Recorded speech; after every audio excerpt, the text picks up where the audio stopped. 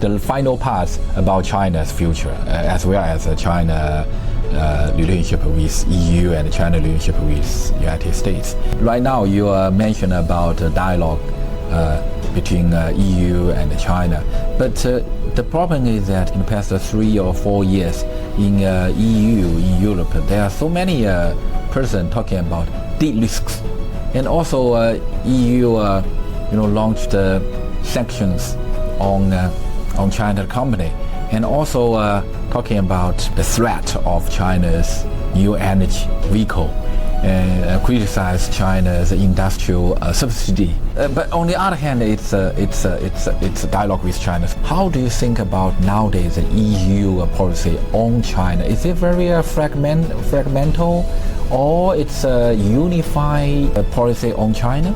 So I feel very puzzled. Sincere with you, remember the last meeting we had, there is a split, but for many reasons, because we are so different systems, that if we don't go around the table, discuss step by step, we will never find an agreement, because certainly it's difficult to think in the future that China produce half of the steel of the world, because otherwise you have such a dominating position that are impossible to accept.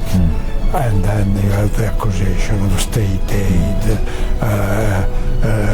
exploitation of young, and so on, and so on, and so on, and so on.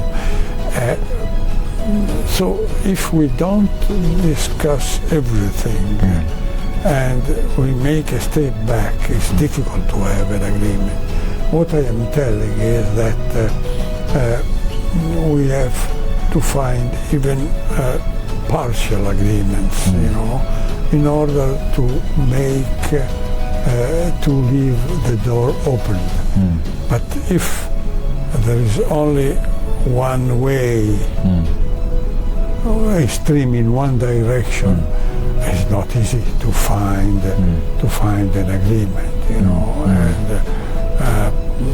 for example, when I was thinking, I with all my good relationship with China, I didn't like when there was the agreement called 17+1, in which China made a special agreement with 17 now are 14 European countries, because I found it some sort of let's say effort to divide Europe, and I do think that we have to negotiate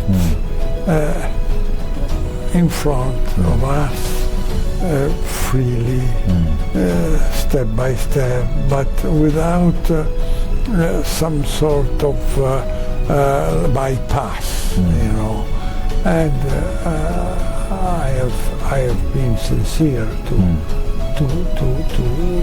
make the list of the European weakness, but clearly I have to be honest to tell you that we are in need also of basic Chinese change.